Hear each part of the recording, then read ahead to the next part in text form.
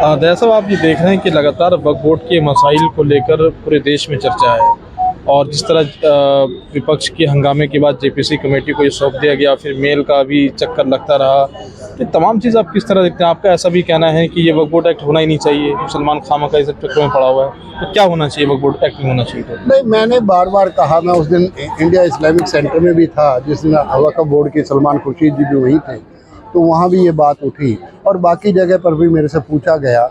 और मैंने श्रोमणी गुरुद्वारा प्रबंधक कमेटी को भी कहा कि इस समय मौका है हम लोगों को भी, जो हमारे श्रोमणी गुरुद्वारा प्रबंधक कमेटी के एक्ट में कुछ चीज़ें रहती हैं या ऑल इंडिया गुरुद्वारा एक्ट को अब उठा लेना चाहिए। मैंने श्रोमणी गुरुद्वारा प्रबंधक कमेटी को कहा है कि इस समय मौका है।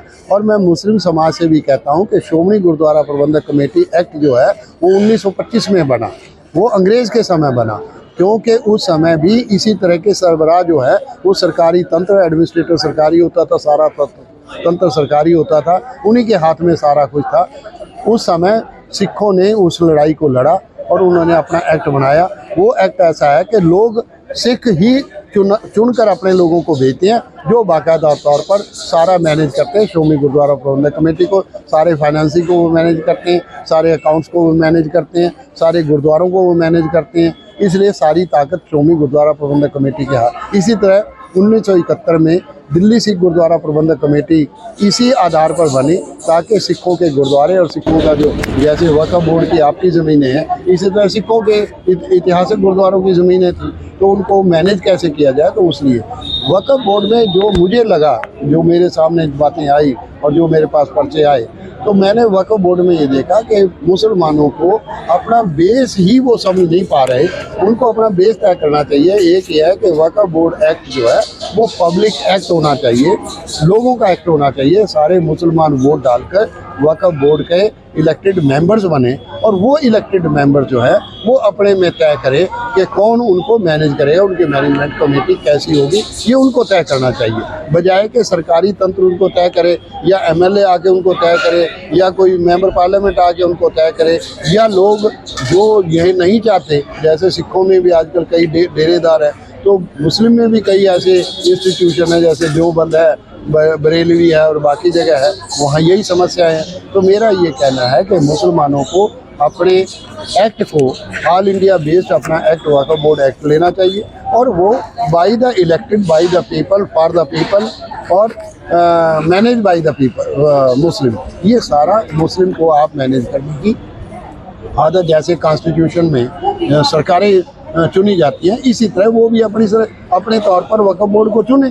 इसमें क्या प्रॉब्लम है? और ना सरकार को भी इसमें क्या प्रॉब्लम है? और इससे क्या होगा कि सरकार का नियंत्रण भी दूर रहेगा।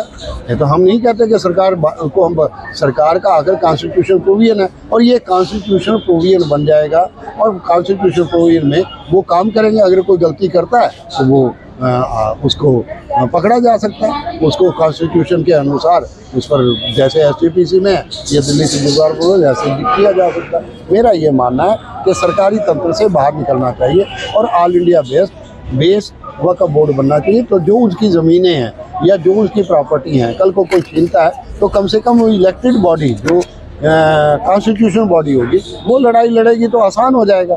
अब कोई एक आदमी जाके लड़ाई लड़े या बोर्ड का कोई 4 आदमी लड़ाई लड़े, उसका कोई असर नहीं पड़ता। मेरा ये मानना है कि मुसलमानों को ये जेपीसी में जो बात उठेगी उसमें ये बात उठा देनी चाहिए कि वक्फ बोर्ड का एक्ट बने और वो इलेक्टेड मेंबर्स जो हैं वही उसको मैनेज करें। जैसे श्रोमणी गुरुद्वारा इसी को मैनेज करते हैं तो वो सरकारी तंत्र के हाथ में आ जाता है। अब लोगों को बड़ा भरोसा था आम आदमी पार्टी पर।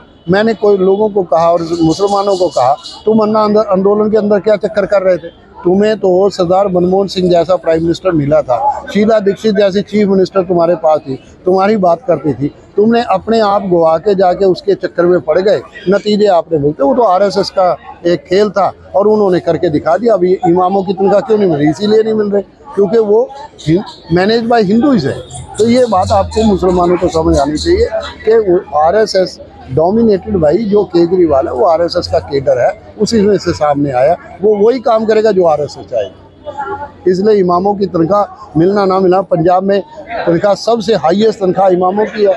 वहाँ किसी को रोका है? किसी ने किसी को नहीं रोका, सबको तनख्वाह मिल नहीं रही दूसरे को। हालांकि क्योंकि वहाँ सिख हैं श्रोमणी गुरुद्वारा प्रबंधक कमेटी कोई बात होती है तो सारे लोग इकट्ठे खड़े हो जाते हैं। आम आदमी पार्टी की हिम्मत वहाँ नहीं पड़ती कि वो तनख्वाहें ना दे।